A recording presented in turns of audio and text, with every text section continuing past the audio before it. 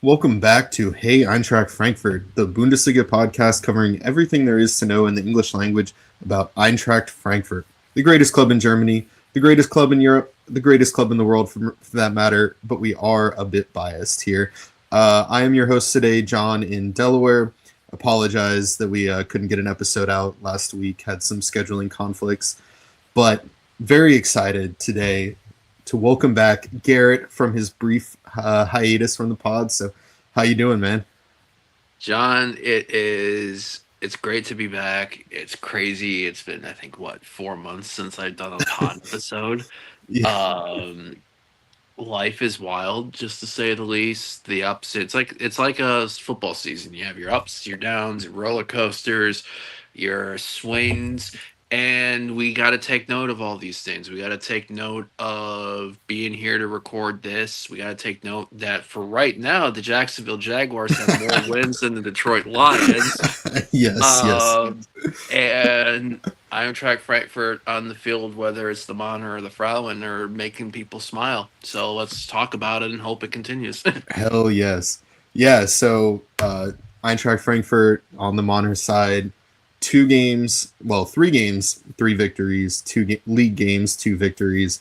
Latest victory coming 2 Saturdays ago, 3-1 victory over Hoffenheim in Sinsheim.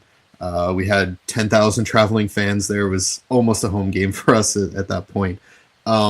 Really good performance from the team, I thought. Incredible from Ritsu Dewan. He was, the Bundesliga player of the week after that. Just incredible first goal was, that shot was incredible. How about that? Yeah, it's one of those things where formation wise, the shape that we're doing this season is obviously different to the couple that were tried, tested, true last year. But when you see the players that we have, it seems it's almost perfect. Like week Yeah. one, Jonathan Burkhardt up top, a little bit of a different, like Burkhardt used his size and net to create space for Doan, Ujan, Bahoya. This Hoffenheim Eliwahi was up top. Offers a little bit of a different dynamic, especially when we break out. But I think it's crazy that we're only a few matches in, and Ritsudo and Chamuja and John Mateo Bahoya, they seem like they've been playing together for years already. Yeah, it's incredible how they look out there together, all working off each other so perfectly. Obviously, Doan, along with his 2 goals, assisted Uzin's goal. Uzin, of course, has scored in both games now and assisted on both of Bahoya's goals in the first match. So everything is looking great up there. I thought Burkhardt, even in that first game, despite not scoring, looked really good and dangerous. Eli Wahi, this game, he did miss a bit of a sitter there, and probably had a chance later where Canal probably should have gotten him the ball and chose to Yeah. shoot instead. So, you know, eventually I think that Wahi will end up with a goal. 2 close enough chances this one, and we'll see how that goes moving forward. But one interesting thing that we've seen with this lineup, obviously, we're doing this 4-2-3-1, which I think fits our players very well, especially using in that 10 role, is Faris Shaibi playing as one of the 2, 6/8s there. Been somewhat all right in that role, I guess. It's not something I quite expected him to perform in. I think that his defensive abilities sometimes can be lacking, but it's been a decent showing from him over 2 games.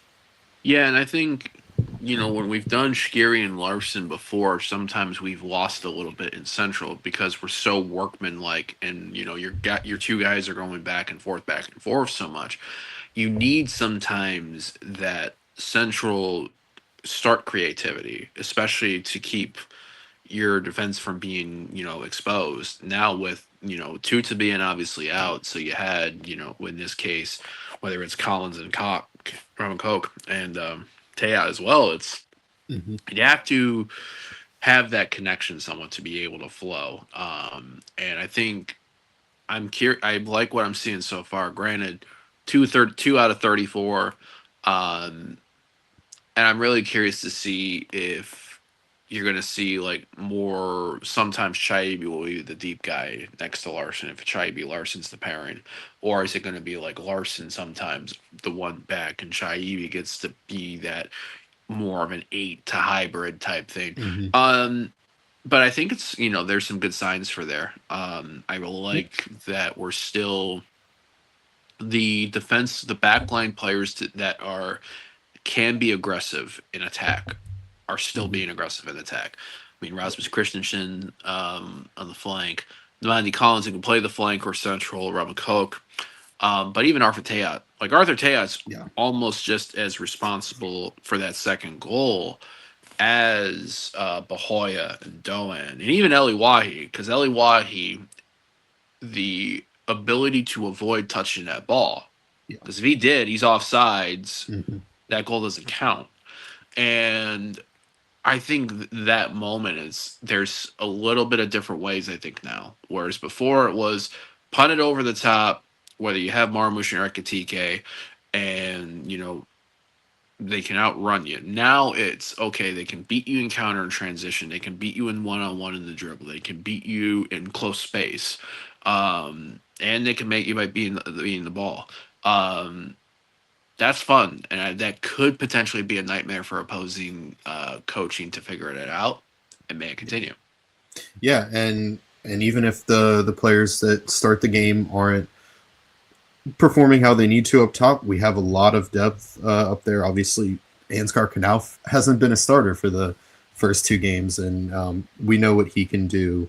Right. Nathaniel Brown has kind of slightly been injured, so he hasn't necessarily been starting. I know he came on this game, and I think going forward, I'd like to see him kind of be that left back so that Teat, I think he's a little more defensively responsible than Collins, can maybe be in that center pairing. But I do really love Teat's ability on the ball when he's playing that left back role. So. Yeah. What Nielsen? We had some movement that happened on deadline day. Mm-hmm. Outgoing movement. What do we have? We almost had Buta move, but failed a medical. So Aurelio Buta is still an Eintracht Frankfurt player. We went Nielsen, Cuckoo, and Dina Mbembe. Yeah. Nkunku left for Torino. Dina Mbembe left for Monaco. And then after the deadline, Smolcic went off to Turkey. So didn't end up bringing anyone in at the end of the deadline. There were lots and lots of rumors out there, lots of talk about us throwing pretty decent money at a couple different players, but nothing ended up materializing. So the squad is what it is now. Amenda does not leave, so we still have him as depth in the center area. There were, of course, lots of rumors about him possibly going to Torino, but ended up being Niels Nkunku. I think. Let me get your take. And I'll ask you a question. We're now, I think, our reputation as a selling club has, I think, become global now, Yes. especially in these last couple of years. These last couple moves that we have made in, whether it was Wahi in early 25, Doa and Burkhart may have been seen by, in our Eintracht Frankfurt standards, little more expensive than what we've been used to. Wahi, obviously, the jury's still out, and I think we're seeing more and more like what he can, I think, become. We're seeing the signs, like the moments, I feel like, right now in the start of the year. I think out of the two new ones, we were more concerned. I think, Shannon, correct me if I'm wrong, but I feel like we were more concerned about the price tag for Ritzy Doan than we were Jonathan Burkhart. Like now I'm looking at that. Am I wrong in feeling like 3 matches in when you count the Pokal? I'm like, this might be a steal. Yeah, no, and I think the thing that I was kind of worried about with Doan is he's 27 now. He's just coming off a career year from Freiburg. So it just felt, people were throwing around 25 million as the price for him. And that just felt a little high. To me, I do think he's a fantastic player. We ended up getting him for 20 million. And yeah, I think so far it's looking like money very well spent. And I also don't think that Doan is, because of his age, is really a player you buy for the purpose of selling on. I think he's a player we want to have as kind of a core of the attack going forward, because some of the other players up there, Chanuzun, Jean-Matteo Bahoya, very well could end up being the next big sales for Eintracht. And then Burkhart as well. Would we pay 25 for him or around that 20 something? I paid 25 for a German striker, which it seems like based off some comments for some folks, um, it seems like a domestic in the German sense player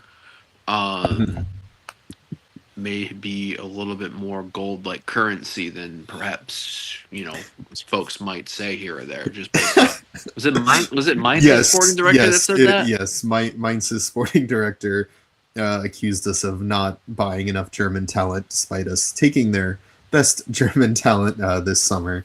But and Burkhardt, I think, is another player who could be sold on, but isn't necessarily bought for the purpose of selling on. I think he wants to play in Germany. He wants to solidify himself in the German national team, and I think that we can offer him the platform to do that very well. And I think also in Burkhardt's sense too, this is his childhood club, if I recall right. So yeah, those are the claims. I mean, who knows for certain, but he is from the areas. We always have our hand on this. I mean, hell, I have my hand over my chest for two times in a weekend. Cause both of them of the eagle variety. So, but I think it's something.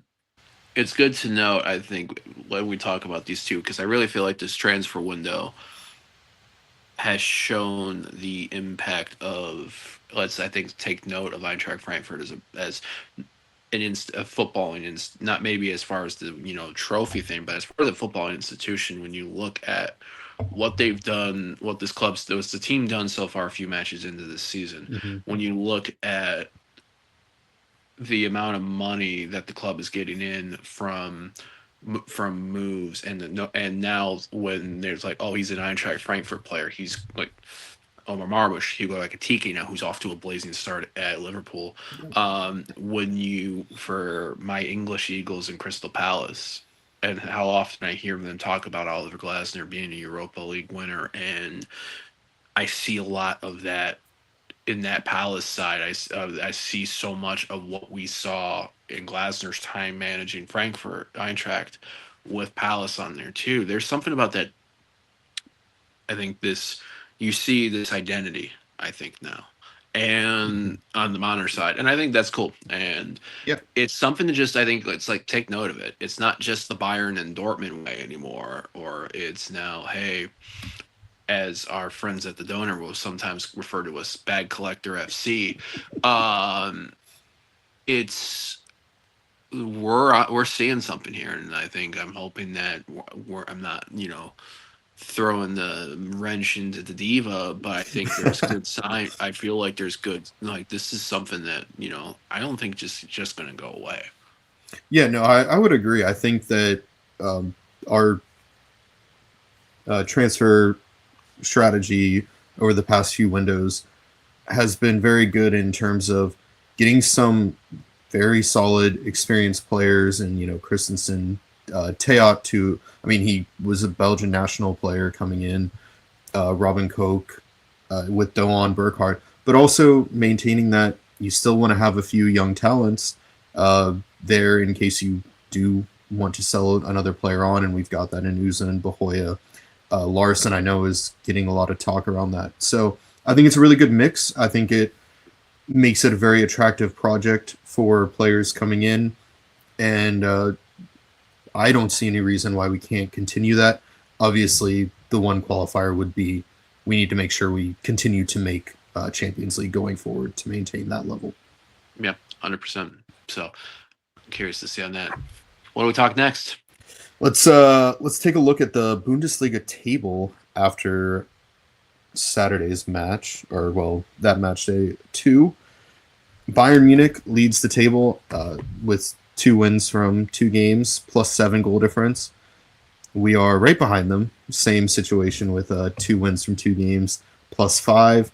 Köln right behind us, 2 wins from 2 games and a plus 4. Dortmund in 4th with 4 points. St. Pauli in 5th with 4. Wolfsburg also with 4 points in 6th. And then you've got Augsburg, Stuttgart, Hoffenheim, Union Berlin, and RB Leipzig all on 3 points. And then Leverkusen, Mainz, Gladbach, Hamburg, and Werder Bremen all on 1 point. And at the bottom, currently, Heidenheim and Freiburg both on 0 points. So it's an interesting table so far in a few different spots, I would say. What's the one that surprised you so much? Maybe if you were looking at, I know it's early in the season still, Yeah, but when you look at how some of these matches have played out, I, what's I, what? I for me it's Cologne, right? They went out, they beat Mainz 1-0 in the first week. Solid victory, but a Mainz side that was also dealing with European qualifications. So there was Right. always an opportunity to take advantage there. It was the game against Freiburg for them where they thrashed them 4-1 and looked great doing it. And I was very surprised by that. And Freiburg is another surprise. No Yeah. wins from 2 games and down at the bottom of the table right now. So I think those are definitely the biggest surprises for me so far. I think Freiburg right now is trying. When I look at you lose Doan. Like I'm trying to think as far as your play. I'm reading your players out. Like Merlin Rowe went on loan to Mm-hmm. Gregorich, Florent Musiala, Weishoff, Ritzy Doan. You lose a handful of players on there, and granted, they brought Igor Matanovic in, they brought Philip Treyu in, Anthony Young, but was it too much of these soul guys that carried them on right now? Because it's one thing to lose your first two matches on when you're playing, European level, teams that made Europe or teams that completely leveled up. When you get smacked, when Freiburg gets smacked on home turf in match day 1 to Augsburg, Yeah. Sandra Wagner at Augsburg, they showed that they can compete. They have some fight. I applaud them for their Mm-hmm. comeback against Bayern. Yeah. Christian Jakic growing his hair out all of a sudden starts scoring goals. I thought that was kind of awesome, honestly, when he scored against Bayern. I'm still blown away by that. I mean, okay, so he's diverted. But point being is, it's weird to give up 7 goals in your first 2 matches and have it be against Augsburg and Cologne. Yeah. Cologne, I think they got that new club, newly promoted spark bounce. Can they keep that going? I think you can tell the fans are ready. Everything on their coach is ready. The coach rocking a kit is a choice. I love that. I absolutely love that. I think Leipzig look very beatable 2 matches in. I think Wolfsburg with their new coach and their style, they look a little bit they have some good aggressive on there. But then when you look at the top teams, I think I feel good about us so far. I feel like Bayern can be leaky. Yeah. Dortmund look motivated right now. Can they keep that? Mm-hmm. Other than away from home because St. Pauli in match day 1 coming back.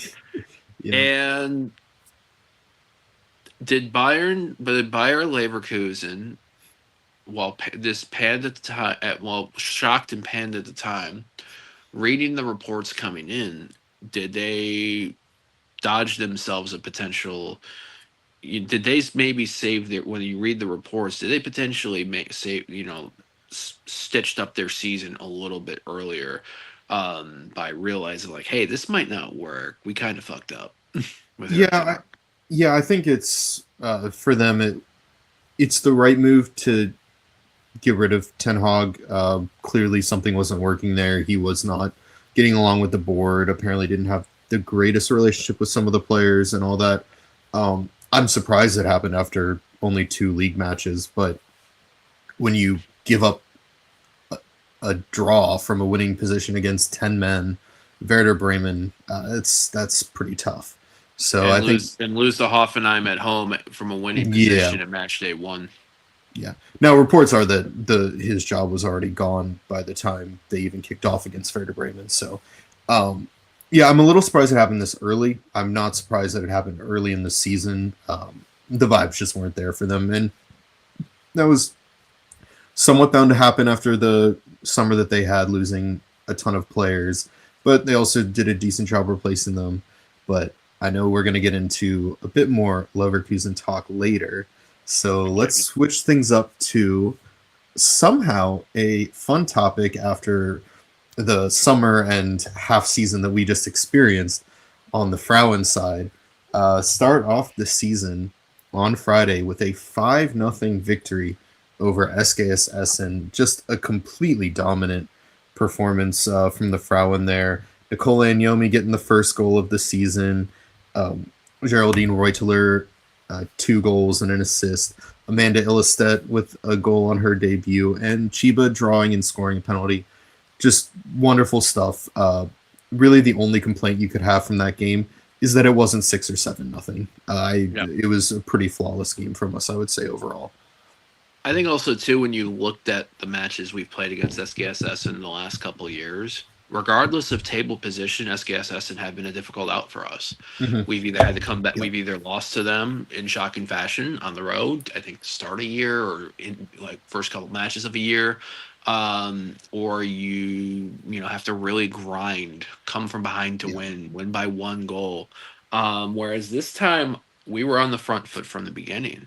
And when you account all the turnover that we've had, it seems like one of the one of the darkest places you could potentially be in is the Frauen Fußball chat in our Discord when you look at all the turnover and shock and the questions and the comments that were said, whether you read the Frankfurter Rundschau, whether you read the club website. That like what the general question is, what is the goal and the aim of this club on the Frauen side? To then see some of the moves that they've made and their approach, if anything, they look a little bit more like, I don't say focus, but they have like a little bit more edge to them in sharpness. The eye for the goal. Laura Freigen will have nightmares about missing that. But I think when you look at the performance, it's like, okay, they want to do it. They know there's talk, there's discussion. I think now it's like, can they continue to shut us up with results and performances like that? Hopefully they can. Yeah. And, Geraldine Reuteler said right before the season started that she wants to win a championship with Frankfurt. And that comes after a summer of a lot of talk about her possibly leaving. There were talks about PSG, Lyon, Arsenal near the end. Nothing happened. Now she very well will probably still end up leaving on a free next summer. But let's talk about some of the departures and incomings from the summer, since we weren't able to do a full Frauen season preview before the season started.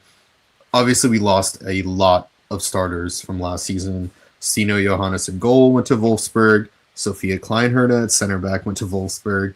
Sarah Dorson went to Angel City. Tanja Pavelek went to Union Berlin.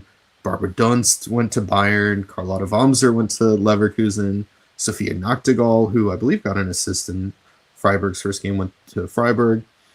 And I feel like I'm missing one more, but Lara Prashnikar, 500,000 euros. Yeah, to Utah Royals. The fee for that one, I can't even blame the club at that point. We're not spending that kind of money on a player, and I think Prashnikar is a wonderful, wonderful player, but 500,000, that's hard to pass up in the women's game right now. For 23-24 season, yeah, I think it's on that. 24-25 was a little bit of a slower start. But yeah, when I saw it, and I love Lara Prashnikar, but I was like, wait, we're getting how much? Yeah, no, I know. When I saw it initially, I'm like, oh my god, this really, really sucks. But you got to do what you got to do. But I do think that we did a decent job of replacing some of the players. Obviously, we brought in Arletta Mehmeti, who has been one of Hoffenheim's best players for the past few seasons. I thought, despite not getting on the score sheet, she looked really lively and active on the ball. And the scoring and assisting is going to come for her. Of course, in the center back pairing, we brought in Amanda Illistedt, a veteran, Swedish national team player. I know she hasn't played a ton for Arsenal in recent years, but hell, she scored a goal in the first game and looked pretty solid back there. For this game, we had Yellow Veit next to her, obviously one of our youth players who has, played a handful of games for us. But we also did bring in Norwegian international Martina Ostenstad, another player who made their, or another three players who made their debut on Friday. Jarna Tillings, Belgian international, Noemi Evel, Swiss international, and Haley Rasso, Australian international. All of these players are playing on their international sides, and they didn't really get a lot of time to show what they can bring. Evel and Tillings played 20 minutes. Haley Rasso only played 13. So I'm honestly very excited about Tillings. I think she's a really solid player. Was pretty solid for Feyenoord before coming here. So I think we did a good job replacing these players. And of course I forgot about Rebecca Blomqvist as well, who's another attacking option for us. So I think we did a good job in replacing the players that we lost. My fear is that we still don't have the depth to compete on 3 levels. And this year we will be playing in 3 competitions no matter what. Obviously we have the Frauen Bundesliga, we have the DFB Pokal, and we also have either Women's Champions League or the Women's Europa Cup, because we are in the qualifying for the UEFA Women's Champions League in a 2-legged tie against Real Madrid. That begins this Thursday. Tomorrow. Well, today by the time people are listening, I guess. Yeah, so that will be 1 p.m. Eastern time. I know it'll be on Eintracht TV. Hopefully it'll be on DAZN's YouTube as well. We'll see. If it's anything like Paramount's coverage for Europa and conference playoff stuff, my guess is DAZN will pick up that coverage come group stage. So if Eintracht's doing the link, don't geo-block it. Don't geo-block it. Right. Or get a VPN, you know. But yeah, so we'll be playing Real Madrid 1 p.m. Thursday. I think this is a winnable tie here. Real Madrid is 2 games into their season so far. They drew 1-1 against a newly promoted side in their first game and lost against Atletico Madrid 2-1 in their second game. And quite frankly, really only looked to the better side after Real Madrid themselves went down to 10 players. I think Atletico outplayed them for the majority of that game. So I think there are some concerns there with how Real Madrid is going to be able to play. And I think that we have all the confidence in the world going into this, a refreshed roster with new hunger. I don't see any reason why we can't, and this is a home game as well, so I don't see any reason why we can't come out at least from tomorrow's game with a lead going into the second leg. If you got a 2-goal lead after you get a 2, because it's at the Bretnabad, right? Because the Bretnabad also is starting to become a place where you start to feel the atmosphere, its own special atmosphere now. I think the last year, end of 23, 24 into 24, 25, and now what you're seeing, I think it's becoming its place. And I think I'm curious to see how it's going to sound on a European night in Herzen van Europa. And I think when you look at, if you can get a 2-goal lead and take that into leg 2 in Madrid, then I think you can, it's not comfortable, but you can adjust a little bit. You can have a plan. You can maybe do a little bit of plan mixing in and out, but you have to be on the front. You have the home field. If there's a time to take something against the Real Madrid side, now's the time. Yep. Go in and do your business in leg 1, and then put yourself in a good position for Madrid next week. Yeah, no, I would agree. I think absolutely put the foot on the gas in this one. One thing to worry about, of course, is going to be we have this and then a game on Sunday. But so do you think that the club is going to focus more on qualification for Champions League, or would they focus more on the league game, or will Nico be Nico and play the same 11 in both games? If Nico doesn't play all 11, Nico will play 8 to 9. Yeah. Of the same players. For right now, unless he throws one or both of the Yachikovs ladies in. So I think, and this might be where you start to see some of that depth, like where you put a Haley Razzo in, or you see, Mhm. um, you Against know, their former side too. yeah. So this is where you can start to see some of these things here and kind of mix it up. Chiba, Yeah, you could start I Chiba I would again. love to see her start. Yeah. So I think you can do a little bit of that. I do think that Nico might be under the cosh a little bit when you look at the. It's no secret. People know his coaching style. People talk about Yeah. his coaching style. People don't just talk about his coaching style in an English speaking dominatory. They also talk about it in the German sense too. Mhm. So I do wonder if he's paying attention. Like, okay, there's eyes. I got to deliver. I hope that there are. I hope he feels the pressure because it's there. I don't think it's too crazy to say that maybe his lack of adaptability last year is part of the reason that we fell off in the second half and ended up falling from first place all the way to third on Yeah. at the end of the year. So yeah, hopefully he can bring something different this year. Otherwise, he could be in trouble with that job. But what are your predictions for this game? So I said I'm gonna say we 2-0 over Real on Thursday for to move on. I feel that'll be my fun thing on there. Little risky, but I'll take it. Hoffenheim away. Oh well, Uh we'll talk about that in a second. oh, so you're going just Madrid. Okay. Yeah, just Madrid for now. 2-0 after like 2-0 going in like one. Goal scorers. Freigen and Shiba. Yeah, I will go with 2-1 victory over Real Madrid. I know it's testy for me to predict good things for Eintracht these days, but I'll go with Reutler. She's got the hot hand right now, and then Laura Freigang as well. I think she needs to get herself on the score sheet after missing that absolute Please sitter. please be an open play. Please be an open play. Please Right. Oh, open pay.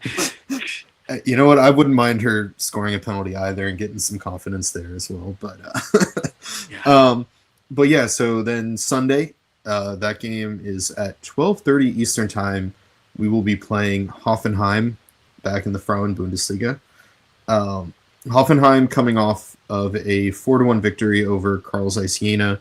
I don't think that comes as a surprise to really anyone. Jena is likely going to be one of the two teams going down this year. But both Selena Cherchi and Melissa Kostler had um, 2 goals and 2 assists, or I guess Kostler only had 1 assist. But really good game from a couple of their very important players there. Hoffenheim's going to be a tough side this year. Obviously, we were able to take Mehmeti from them. I think they did a good job signing Feli Delico. She seems to be a good player from the Netherlands, and Hoffenheim should be contending for top four, top three. That's kind of their expectation. I don't know if they quite have the skill and the depth to challenge for third place, but that also might depend on how we perform, how Wolfsburg perform, how Leverkusen perform. So it'll be an interesting matchup. I think that both Thursday and Sunday are going to tell us a lot about where this new look Frauen side is. Essen, I thought, would be more of a challenge than they were. We wiped the floor with them, which Yeah. is great to see.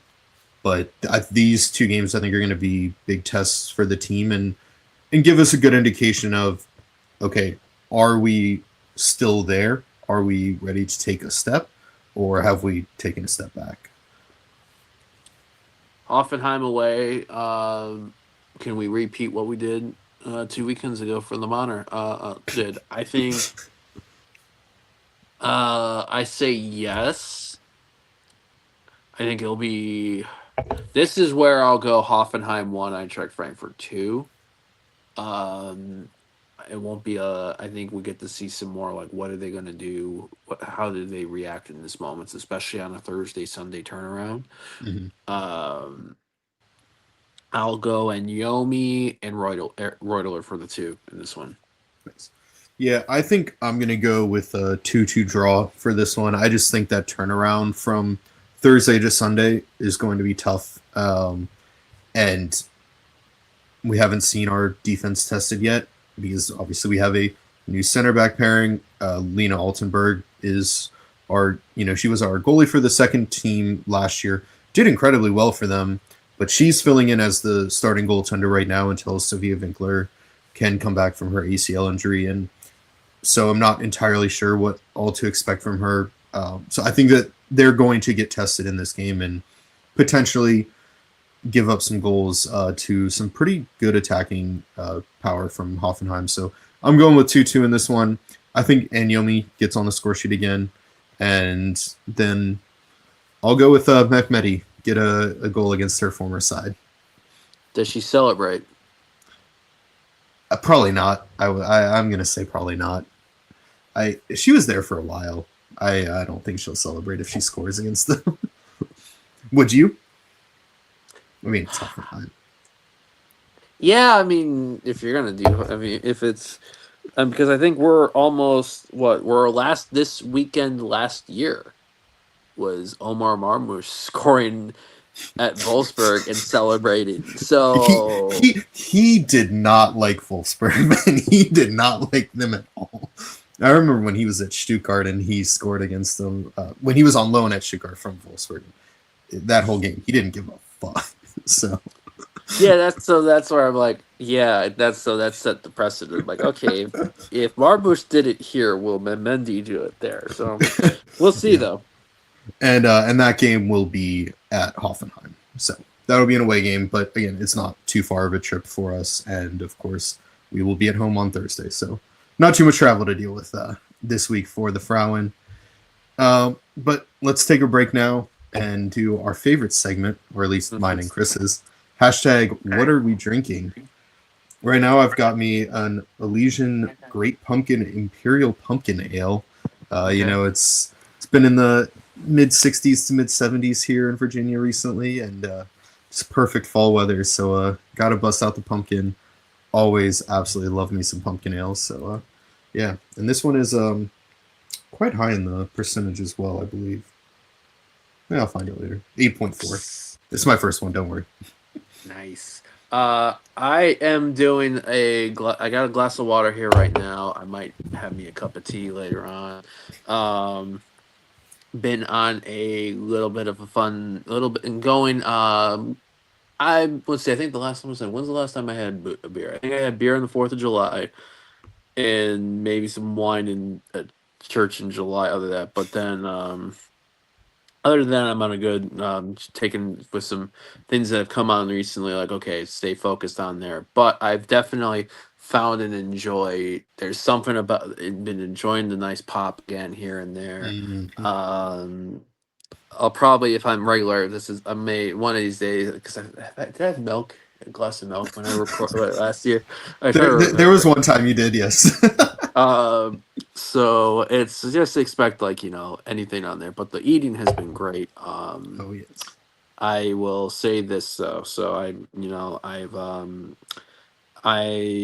so a month ago, my mom passed at a quick, and my friends gave me a DoorDash gift card. Like, kindness of their heart, really, really, like a very extravagant amount of DoorDash gift card. And I have had and I will say this, some of the best eating I've had lately with people and in general, and I've had a couple of weddings as well. So, you appreciate those fine things, and when also you think about the fact that it's also connected to, you have a wedding on a Friday and then you wake up and watch the season opener and Pump 4 on Bremen, that's a great follow-up. That is. Weddings are certainly a time. I know a lot of my friends are having their weddings this year, so been to a few in the summer. Got a couple more in October. So they're always an interesting one. But let's talk the Männer again. Friday, 2:30 p.m. Eintracht Frankfurt makes the trip to the Bayer Arena to play Bayer Leverkusen, a place we have not won at since December 15th, 2013. going on 12 years without an away victory against Leverkusen. Oh boy, I'm kind of hopeful though. I think that Leverkusen are vulnerable. We'll see what it's like with new coach Kasper Hjulmand for them, but I don't know. How are you feeling about this one? It was August 30th, I think, that I dropped something. I think it was. When did I drop it in our WhatsApp? I've said a few things lately in the WhatsApp. Maybe it's my brain's out of it in grief or whatever it is. I think I said when y'all were doing your season prediction, your standing predictions, I just said fuck it, we're gonna win the Bundesliga. We're gonna win it. We're gonna win it. I have called in about Palace's thing, but people not aware in donor Discord aware of my prior successful track record. I said the problem we're going to win the Bundesliga just to piss us all off, just to prove everyone all wrong. And then after match day 2, I think I dropped maybe my most questionable comment yet. The streak ends at Bay Arena on Friday. And to which I believe Chris responded with, "If I said that," but he didn't. That he did. He did say it. I said it. We have to. We can play our. Obviously we can't go down half levels. If we play our levels that we have seen so far in each of these first 3 games, it's Bayer Leverkusen that's going to be the team to have to prove themselves. Yeah, I would agree. And I think we get it done. Yeah, I think we get it done too. Leverkusen, lost their first game to Hoffenheim, drew against Werder Bremen's side, who was down a man. And they've gotten rid of to Arsenal now. So they've lost a lot of players. Obviously, they've lost Wirtz, they've lost Frimpong, Hincapié, Xhaka, Ta, Pradetsky. I mean, the list just is Boniface. So long. Boniface as well to Werder Bremen. That was a wild one.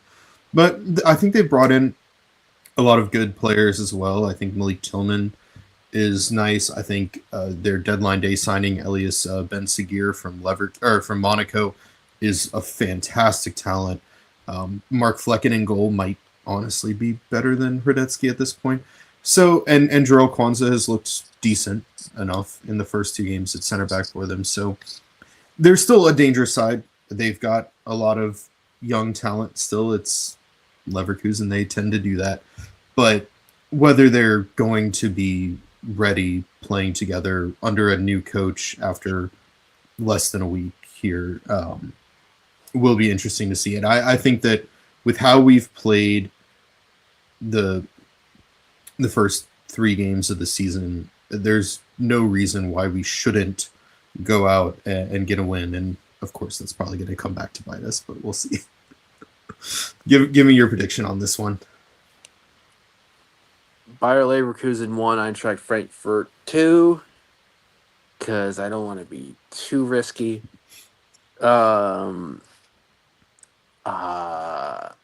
They score. Frankfurt score the first 2. Give me. Well, because it'll be. Is it going to be Burkhardt? Is Burkhardt going to be back from his back issue? Is it going to be Wahi up top? I didn't look into that. I thought the Burkhardt wasn't supposed to be out for this long, but I don't know. Now, whether he's back to start, I don't know that either. So we'll see. I wouldn't be surprised if we see Wahi start this game, though. Wahi and Bahoya are my goal scorers. I will go 3-1 Eintracht Frankfurt. Oh my God, you're the one going with this. Yeah, I am. I think that we're riding a high right now. I think that continues. It'll probably fall off at some point, but that's okay. I think we continue it against. Not Friday. I think we continue it on Friday. I think that Chanuzen scores 3 goals, 3 games. I think that Hugo Larsson scores, and I think that Ansgar Knauf gets a goal off the bench, unless he starts in this one. But given how we've played with our starting lineup the first 2 games, I imagine Knauf will come off the bench again.